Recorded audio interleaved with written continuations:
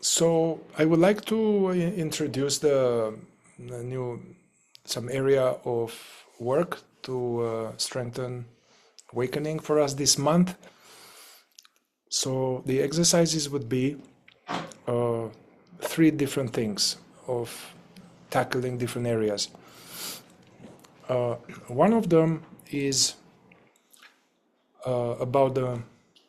Close that. Sure. I'm listening. One of them is this very simple moving center exercise to when we open and close doors to use the handle, car door, drawers, to use the handle or the doorknob as opposed to pushing it or opening it just like that. So, and then this is, so this has different functions. One of them is that in the mechanical efficiency, rushed out mode, we are getting more efficient like this, pushing it, doing it, and not being there for it. So the idea is that, yeah, and use whenever you open and close the door with the doorknob, not just, hey, just be present, but use that moment as if you reinitiate the octave of being present, and you not just do it and forget, but you reinitiate. It's not just the one like boop, boop, when the light is on and then off. You reinitiate the octave and try to prolong staying there. Yeah, so making more use of these exercises, not just for a very short shift, but to stay longer in the game of awakening. So this is for bringing more frequency of remembrance of the work in everyday busy life. Also, ultimately, if we get a hang of it, it will work at the level of duration, so we'll have more duration. So this will be one exercise. Another little piece for that one is if you sometimes you'll catch yourself that you open the door by pushing it or touching some other part of it. When you notice that, to do it again, but from the door handle. Do it again right. This will be one area. Another area is actually I was inspired by I think one of the only videos with Robert Adams on YouTube that I can send to you all. It's interesting to see him as he was old. I mean, So based on that, to engage in this Ramana style self-inquiry at least 3 times a day. One is that as soon as you open your eyes in the morning, this is the morning prayer. As soon as you open your eyes in the morning, to throw in the question, who am I? Or what am I? And then here, we know this is not it's not asking the mind. Whatever the mind will say, even if it says the right words, that's not it, that's a thought.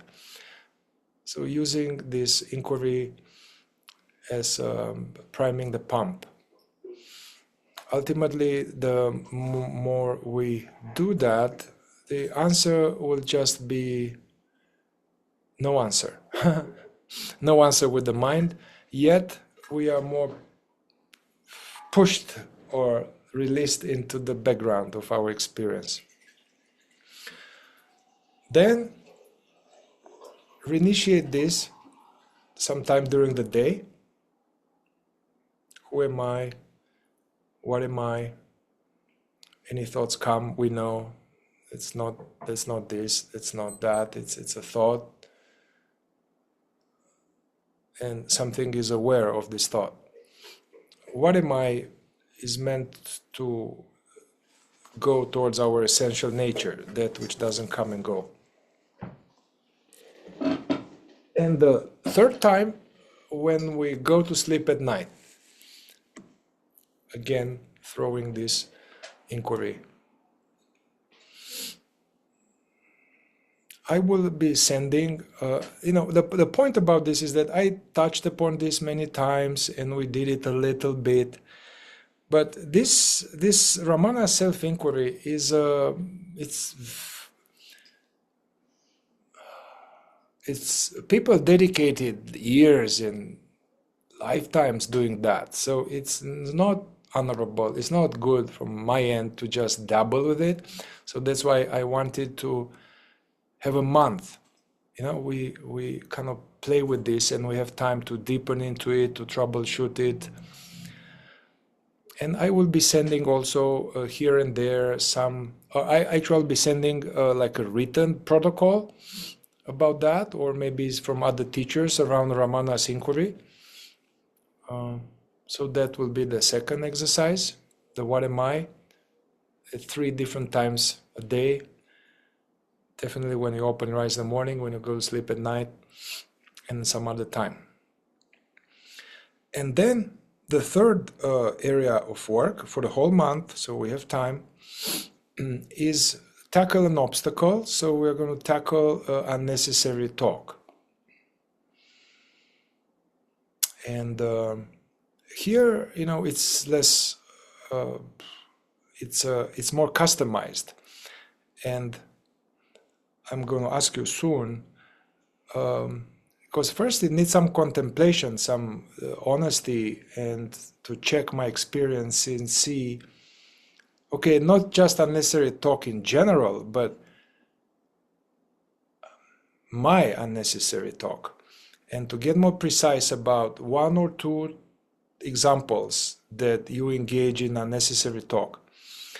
And to look a little bit also into the utility of that and find, so you'll find your own particular 1 or 2 ways in which we engage in unnecessary talk.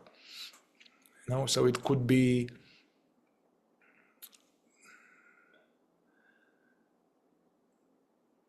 to be interesting, to be more interesting, to get more attention, to get more attention on me, to mean something, to dispel somebody's discomfort, to dispel, to help them out. Could be from vanity, it's a compulsion.